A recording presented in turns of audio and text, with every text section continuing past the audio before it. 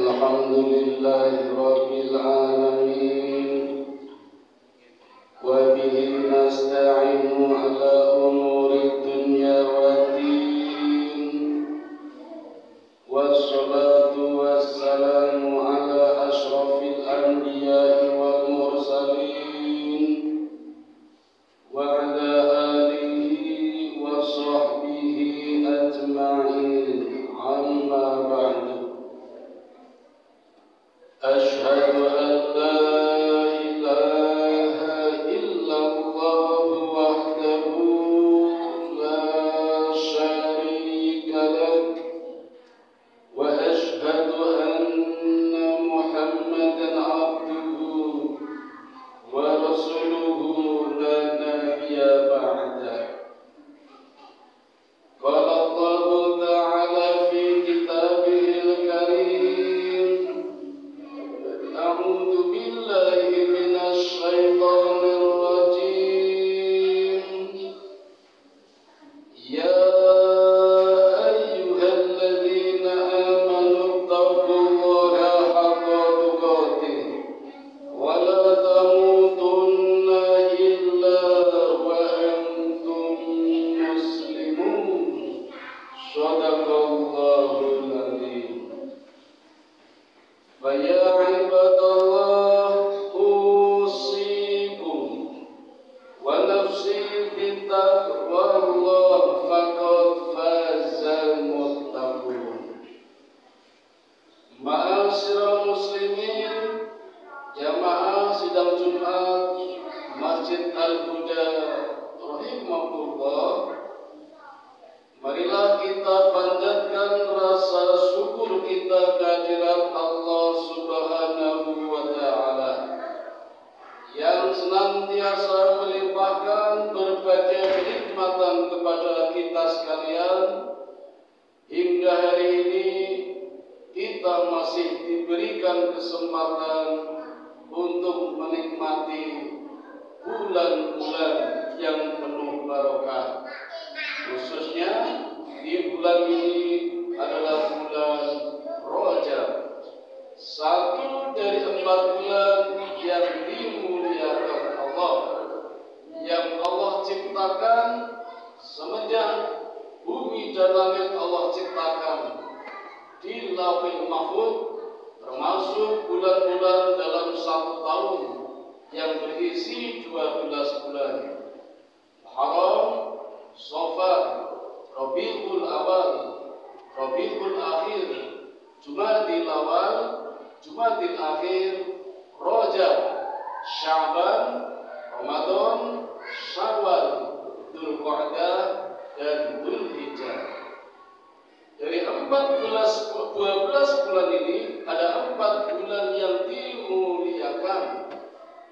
3 bulan berurutan, yaitu Dzulqa'dah, Dzulhijjah, dan Muharram. Yang satu melompat jauh, bulan Rajab. Dan hari ini kita masih berada di bulan yang penuh barokah, bulan yang dimuliakan Allah. Sesuai dengan namanya, Rajab dari kata tarjib yang artinya memuliakan, dimuliakan. Memang asal katanya begitu. Sejarahnya bulan Rajab adalah bulan yang harus dihormati. Tentu saja ayat ini untuk orang-orang jahiliyah ketika itu.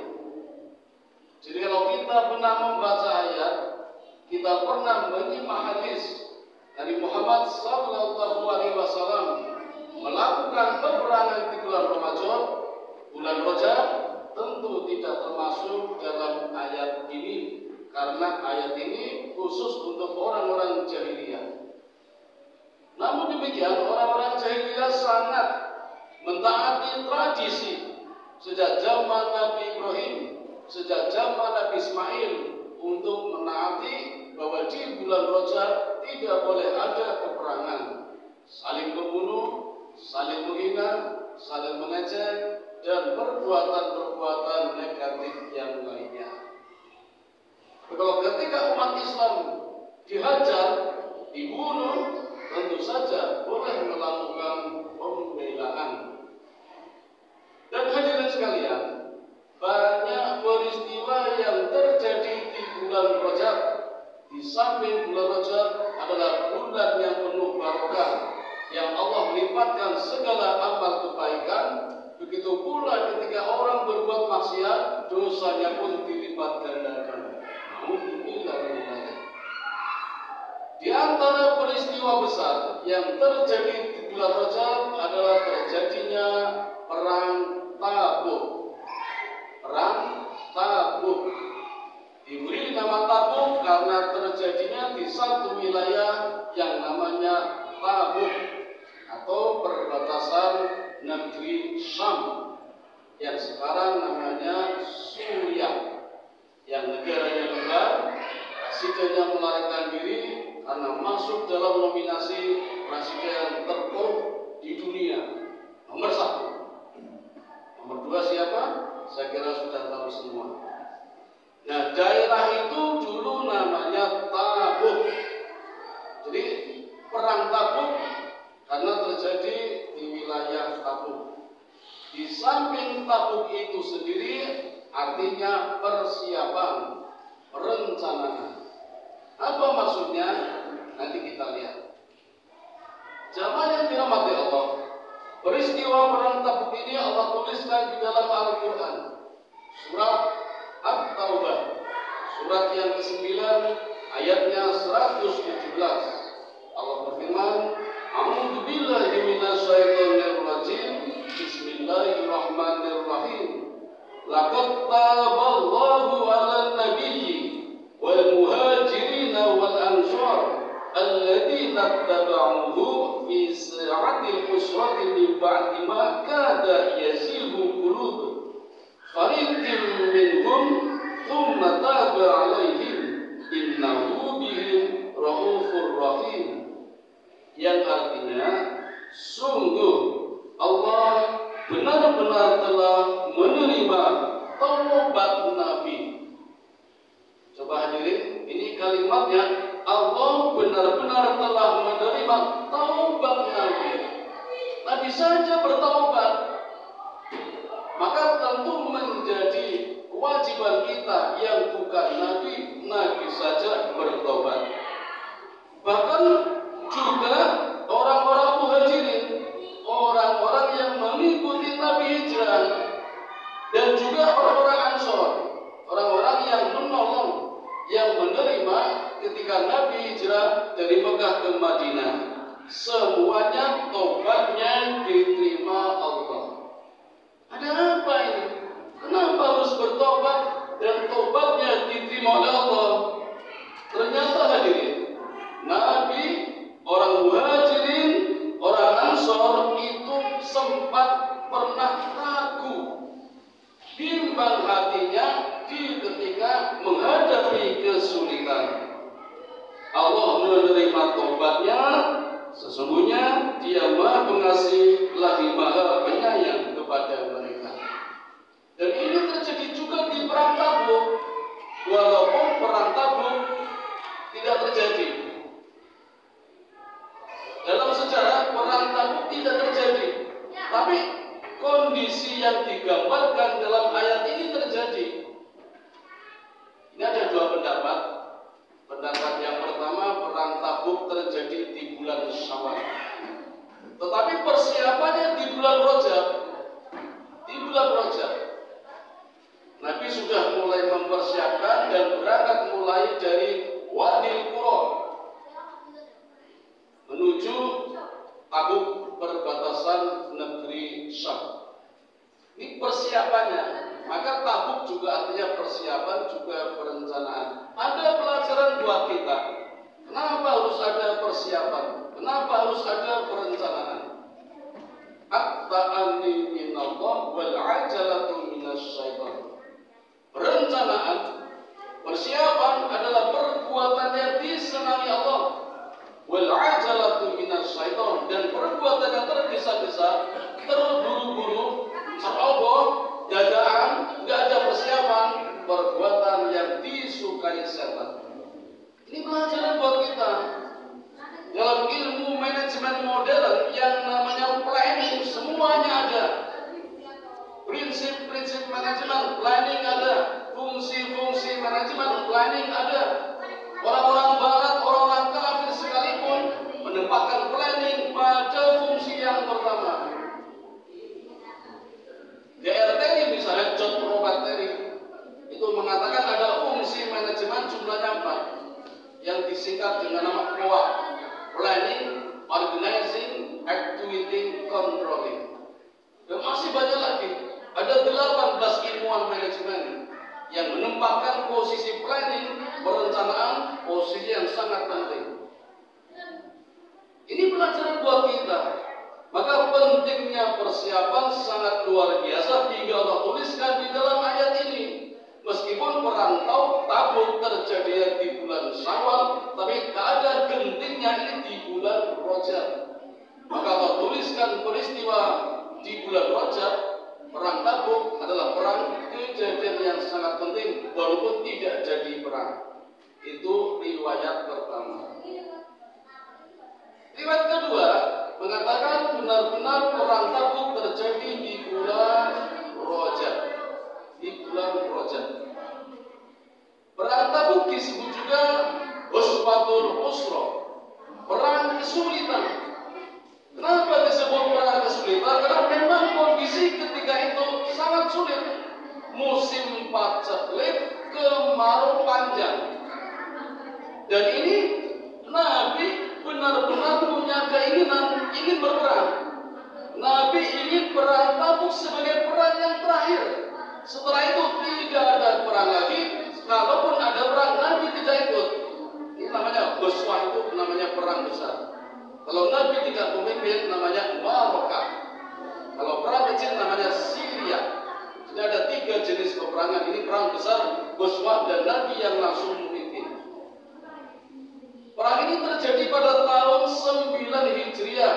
Setelah Nabi memenangkan perang Hunain dan menaklukkan kota Mekah. Nampaknya ada beberapa orang-orang yang tidak suka, negeri yang tidak suka masih mengancam posisi Muslim ketika itu, termasuk kerajaan Romawi yang ada di negeri Syam itu mengancam otoritas Nabi sebagai Rasulullah yang memimpin pasukan Madinah dan Mekah ketika itu. Mekah sudah ditaklukkan.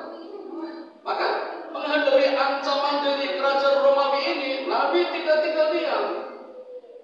Sebagai seorang Muslim bangkit. Dulu Nabi memang fakir miskin, yatim piatu, pasukannya belum banyak, yang hijrah saja cuma 30 orang. Nabi tetap dakwah walaupun dihina, walaupun dilempari. Sekarang Nabi punya pasukan, masa diam saja? Maka Nabi melawannya. Apalagi seorang utusan Nabi yang bernama Al-Harith bin Amr dibunuh ketika mengatakan sunnah, dibunuh oleh Raja Busra. Maka Nabi ingin mengadakan perlawanan di perang Tabuk ini, dan Nabi berhasil mengumpulkan pasukan sejumlah 30.000. Harus menghadapi lawan sejumlah 40.000 ketika itu. Pasukan terbesar di dunia paling kuat adalah kerajaan Romawi yang dipimpin oleh Raja Heraklius ketika itu. Nabi mengirimkan pasukan dan berangkat dalam perjalanan butuh waktu 15 hari untuk sampai di wilayah Tabuk. Walaupun Nabi juga sempat mampir di Laut Mati Yordania, tapi tidak sempat berhenti karena Allah melarang.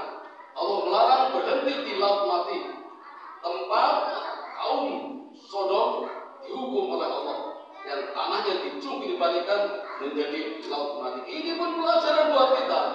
Kita tidak boleh mengunjungi tempat-tempat wisata yang dulu pernah ditutup oleh Allah, yang banyak maksiat. Itu pelajaran buat kita. Nabi sempat mampir sebentar, mendengar cerita-cerita di dalam bumi orang-orang yang dihukum oleh Allah. Itu kaum Sodom dihukum sejak zamannya Sodom, kaum Sodom, sampai sekarang, bahkan sampai di akhirat hukumannya menjadi hukuman abadi. Dan Nabi sempat mendengar itu, maka Nabi segera bergegas meninggalkan wilayah itu, tidak istirahat, dan sampailah di negeri Tabuk. Sampai di sana ternyata kosong. Nabi sempat curiga, kejadiannya hampir sama dengan perang Khaybar. Perang pertama kali melawan kaum Yahudi. Hampir sama. Sampai di sana kosong. Cuma bedanya ketika perang Khaybar, Nabi curiga jangan-jangan mereka bersembunyi, menggunakan strategi menyergap. Itu di perang Khaybar. Nah, di perang Tabuk juga sepi, jangan-jangan diintai. Tapi ternyata tidak. Jadi benar-benar kerajaan Romawi menyerah kepada Nabi. Dan itu butuh waktu pengepungan selama 20 hari. Walaupun tidak terjadi peperangan, Nabi sempat mengepung selama 20 hari. Walhasil menyerah. Dan Nabi pulang dengan membawa banyak ghanimah. Harta rampasan perang juga butuh waktu 15 hari. Jadi total peperangan membutuhkan waktu 50 hari. Hampir sama dengan perang Khaybar. Nabi juga membutuhkan waktu sekitar 50 hari, di mana mengepung benteng Khaybar, benteng yang pertama saja butuh waktu 43 hari. Padahal Khaybar, orang-orang Yahudi punya benteng 9, bentengnya berlapis-lapis. Dan dua perang ini hadirin, perang yang sangat dijanjikan oleh Allah. Sangat dijanjikan. Dan pelajaran yang bisa kita ambil bahwa janji Allah adalah benar. Allah selalu menepati janji. Tidak pernah mengasah. Allah selalu memberikan kemenangan di perang-perang. Selalu. Tapi kenapa ada yang kalah? Karena dirubah sendiri. Tidak melanggar aturan, tidak taat. Seperti di perang Uhud, Allah janjikan kemenangan itu. Sama dengan di perang Badar, Allah kirimkan pasukan yang tidak kelihatan. Junudan lam tarunaha. Bahkan jumlah malaikatnya lebih banyak daripada musuhnya. Tapi kenapa kalah? Karena melanggar, merubah sendiri aturannya. Tapi kalau kita taat kepada Allah, Allah berikan contoh di perang ini. Jadi Allah selalu benar. Allah berikan kemenangan besar di perang Tabuk dan juga perang Khaybar. Harta rampasan yang sangat banyak yang dikabarkan sampai hari ini belum habis. Ustadz saya cerita ketika umroh di Mekah menemukan 2 rekening sahabat Nabi yang sampai sekarang saldonya bertambah terus. Umar bin Khattab sampai hari ini dikabarkan saldo rekening di bank bertambah terus sampai 13 triliun. Padahal orangnya sudah tiada, saldonya bertambah terus. Begitu pula Utsman bin Affan. Beda dengan kita. Orang yang masih hidup, saldonya 0. Rezekinya sempit. Nauzubillah min dzalik. Nah, demikian hadirin kisah singkat peperangan yang dimenangkan oleh pasukan Nabi Muhammad SAW tanpa melalui peperangan. Dan ini memang janji Allah. Ini terjadi di bulan Rajab, bulan yang penuh barokah. Mudah-mudahan ada manfaatnya. Wa qur rabbil fir warham wa anta khairur rahimin.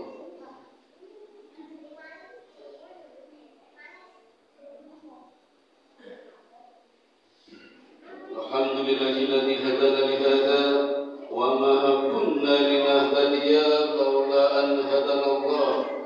Allahumma shalli ala sayyidina Muhammad wa ala ali sayyidina Muhammad.